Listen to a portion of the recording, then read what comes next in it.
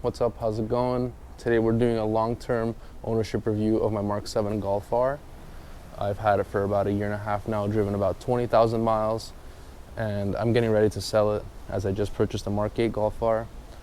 So I'm just going to talk about my experience with the car, how I like it, reliability, all that stuff. So let's get right into it.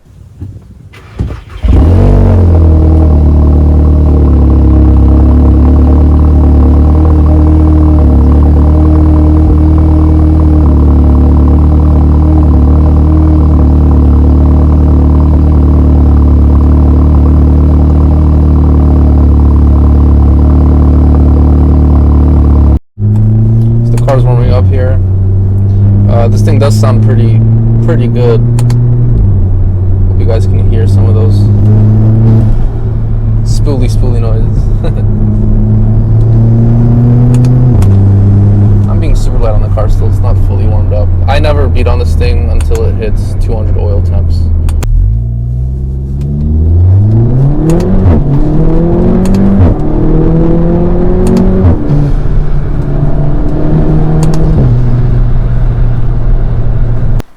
So we're on the outside of the car now. I really hope the audio doesn't get messed up. It's kind of windy right now in SoCal here. The Santa Ana winds, you know how it is. But yeah, here's the car. Let's do a little walk around here. So obviously my car is not stock. So just to go over some mods. So we have, starting from the front of the car, we have a Maxton design front lip. Along the side here, got the Neo Speed RC 10 wheels in gloss bronze. And then 18x9, I believe the offset is 45, plus 45. And then we have got the Maxton design side skirt here to match it up with the lip. Oh yeah, and the tires are 255, 35, 18. So they're pretty big. Probably as big as you can get on like an aggressive like street setup. Yeah, sorry, got a little windy there. I wanted to stop for a sec. It's still kind of going crazy, but I got an external mic, so hopefully it's not too bad and it has a filter on it. But yeah, going to the back of the car here, we got the Euro style taillights, the smoked out lens. I actually kept my stock wiper. I know a lot of people like to remove that. And I got a Rennwagen spoiler extension, as well as the legit Speed Designs diffuser fins. They're kind of falling off there and melting up against the exhaust.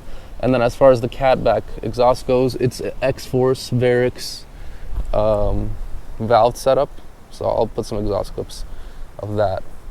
The car also used to have a downpipe, APR downpipe, catted, but I got state revved and had to take that off the car.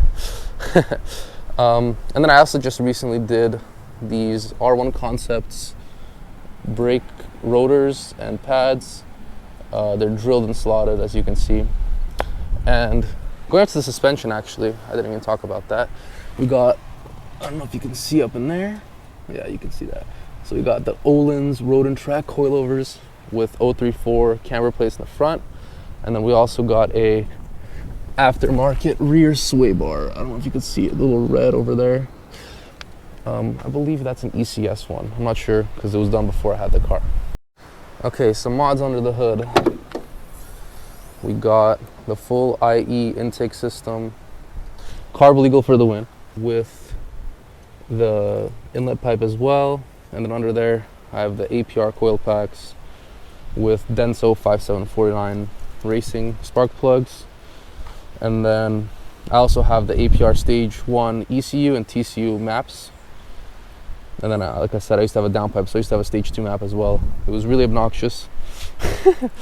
But yeah. Okay, going into the car here, it's not much, but I do have a custom carbon fiber steering with the blue stripe, blue stitching, and then these JQ Works paddle shifters. You probably heard that from some of those driving clips.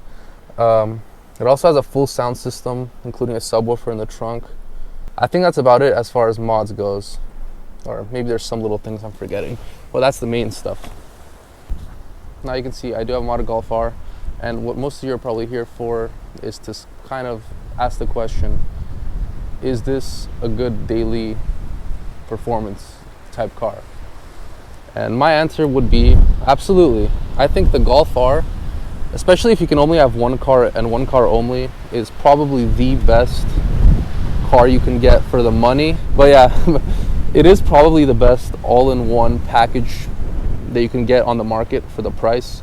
These are trading in like the low to mid 30s for a low mileage Mk7, and then probably highish 20s for like a mid mileage, and then it goes down as the mileage goes up. But yeah, I think it's a perfect daily driver, in my opinion. I will say the stock suspension, if you're planning to lower the car, I would not get springs, because I used to have springs on the car, and with the adaptive shocks, it did not ride that nice. I didn't really enjoy it, so I opted for these coilovers. And now the car rides amazing and it handles really, really great. But yeah, to answer that question, is this car a good daily driver? The answer is absolutely yes. It can be comfortable when you want it to. It can then also, you can take it to the canyons, the track, drive it hard. And the fuel economy isn't all too bad. I will say it's not the best for a 4-cylinder, especially if you get the 7. The 7.5 comes with the 7-speed automatic if you get the automatic, and that gets a little bit better fuel economy on the highway. But yeah, other than that, the car is a great daily. I know I've said that like 40 times probably. Okay, the next thing you're probably asking yourself is, how is the reliability? And in my experience, I bought the car with, I believe, 47,000 miles, so I've had it for a year and a half, a little more, and it's currently around 67,000 miles. So I put around 20,000 miles. So I have a pretty good understanding of how reliable this car is. And me personally, all I've really had to do is the oil changes, the Haldex oil changes. So pretty much just like regular maintenance, spark plugs. And the only real issue I had, it never left me stranded, but the only real issue I had was the water pump. So if you're looking at this video, you're probably pretty familiar with the water pumps in these cars. They actually have a class action lawsuit against them. So if your car's under 80,000 miles, I believe, and less than 8 years old, if I'm not mistaken, you will get that water pump covered under warranty if it does go out at the Volkswagen dealership, so they'll replace it for you for free. And yeah, that's super great. But that's really the only issue I had. And I know actually this car is on its 3rd water pump, so I haven't been as lucky. I know some people have lasted their whole like ownership without replacing that.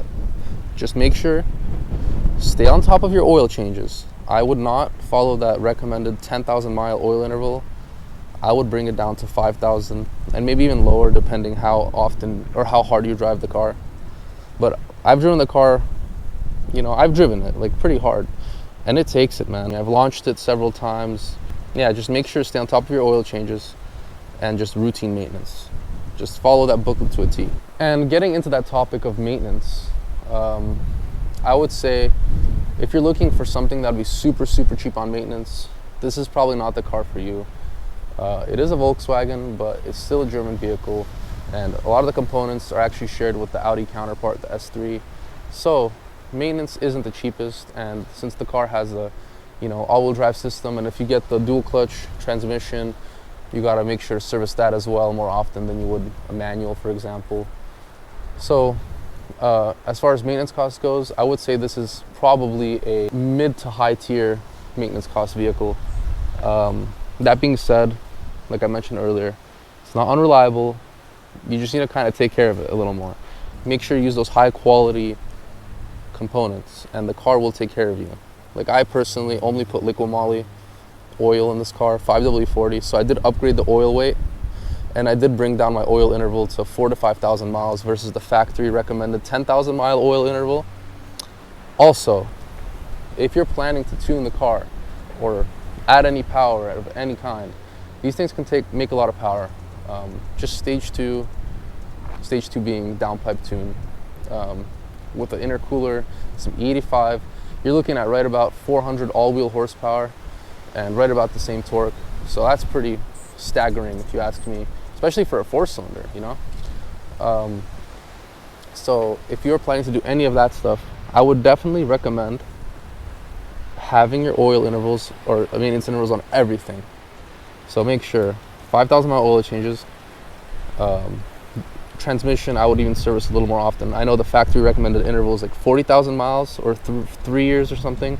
So I would lower that as well. I would maybe change it every 20 to 30,000 miles. The rear diff, depending how often you launch it, the Haldex system, you gotta make sure to do that every 20,000 miles. That's the factory interval, I believe. Maybe even a little earlier if you launch the car often. And I would even look into changing like your front bevel box and rear diff fluid when you get to around 80,000 miles or earlier. Maintenance, I wouldn't say it's excessive, but it is a performance vehicle, so you do gotta take care of it, and you gotta pay attention to things that break, if they do break, and just if you stay on top of your routine maintenance, I highly doubt that anything major will ever break with the car. These cars, especially when they're tuned, they like to eat through spark plugs. I would change those spark plugs every 10,000 miles. That's just me, and that's what a lot of other people recommend.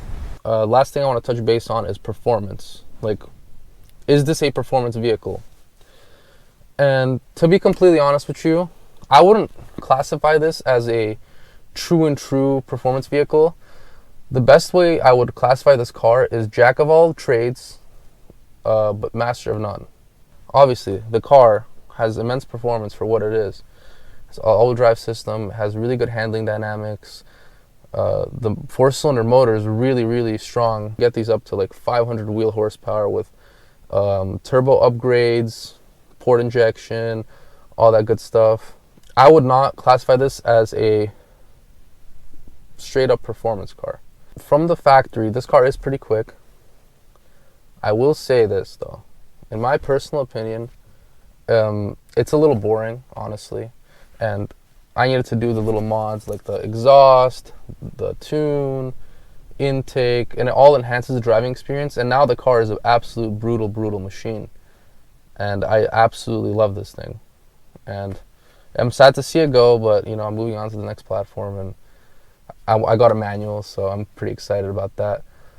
But yeah, I'm getting off track. I'm sorry. Sorry if this video is a little like all over the place. I kind of did this super last second because I'm about to bring the car back to stock, and I wanted to talk about the car because I mean, I never made an ownership review, and I think a lot of people would be looking for a video like this when they're looking to purchase a car like this. Performance of this car. So out the box, I think it's 292 horsepower and like 270-ish torque. Once you tune it, obviously that goes up. You literally just gain like 60 horsepower and like 60 torque with just the ECU tune, which is insane. The all-wheel drive system, it's cool. The car doesn't really feel like a true all-wheel drive. It kind of functions like a front-wheel drive car, and then the all-wheel drive just kicks in whenever the traction is not there in the back. So it kicks in, you feel it kick in, pull you out the corner, and this car has some really great performance for the price. Let's talk about the interior. So obviously the interior is somewhere you're going to be spending most of your time if you own the car. So how is it to sit inside this? So the seating position is great. All the materials are pretty good. The car feels a lot more premium than like a regular Volkswagen, and you could definitely feel that you're in something a little different than just a regular like Golf or GTI. But that being said, I do wish they kind of did a little bit more to, you know, differentiate the car versus the GTI counterpart, because the seats are like almost exactly the same, I guess, and some other stuff. I mean, it's just very like subtle. Like the whole car is very subtle. It's a very adult-like car, but I can't really say any complaints about the interior. Sound system's good. I mean, this one has the upgraded one, but I know the stock Fender one, my other car had one. The stock Fender sound system's pretty great for what it is. The seats are comfortable. Your seating position's good. Your visibility is great. Being a hatchback, you can easily see out this thing, like all angles, so no worries about that. So is this the right car for you? I would say this is the right car for you if you're only looking to own one car. If I could only own one car, a Golf R would always be at the top of that list. It pretty much checks all the boxes for a daily driver, and also, you know, has that performance aspect to it, and I think it looks pretty good as well. So yeah, that's my opinion on that. If you're someone who's looking to get an extra car, I would say you're better suited off getting like a straight performance or sports car, because these cars can be a little bit boring at times, being it's all-wheel drive, especially in stock form. You know, the power is not as high, and you're kind of gonna find yourself being bored. That's why I ended up in the state of the car being fully done up with all the stuff. But now I absolutely love it with all the stuff being done up. The tune, the suspension, the intake, the exhaust, you know, it all makes the car better. And it elevates the experience of owning the car. If you're just trying to get an extra car, this is not a weekend car in my opinion. But like I said, in my opinion, one of the best daily drivers you can get for the price especially.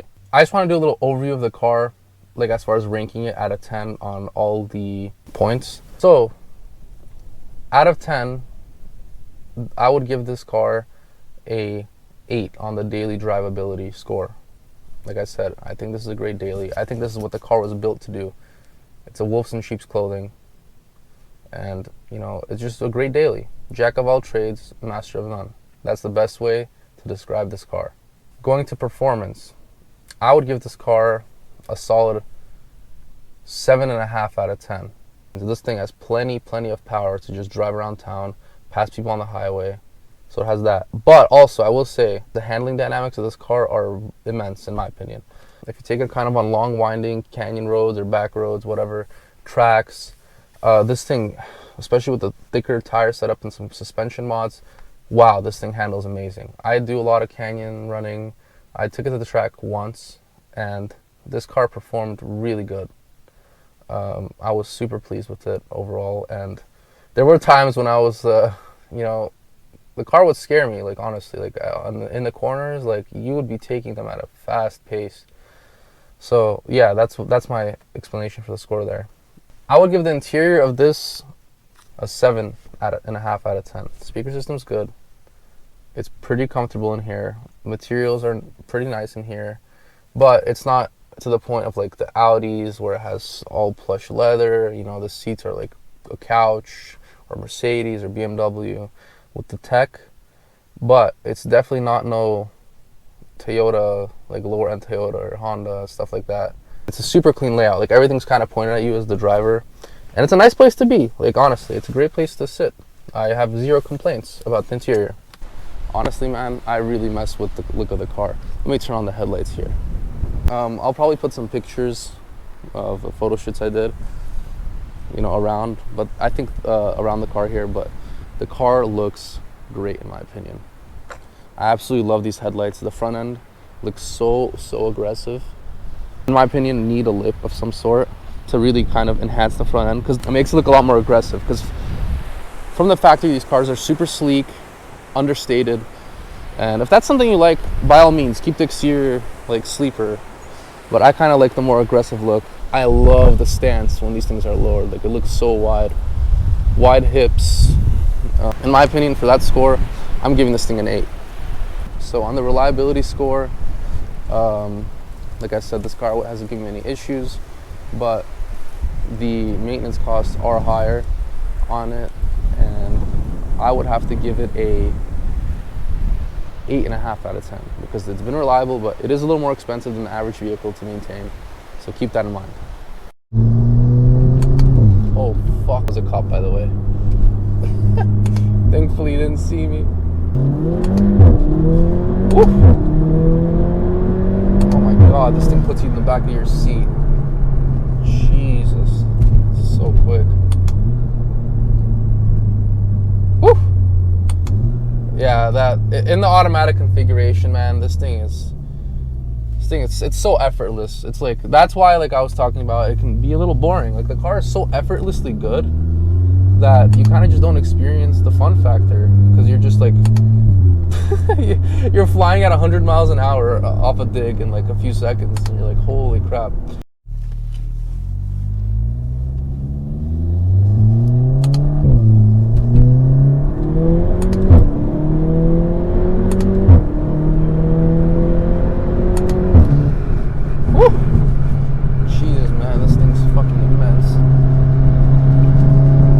With one hand, that's what I'm talking about. This thing is, it's so effortless, man. Throw it in race mode, the steering gets nice and stiff, transmission shifts like so quick, the engine feels great.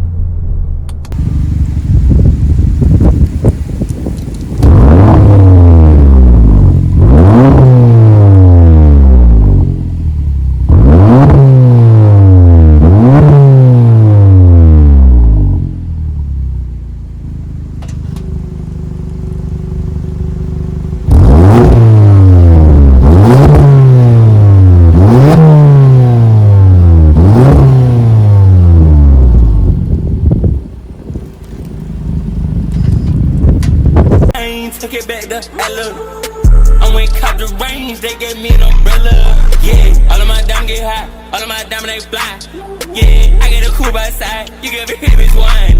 Yeah, I need the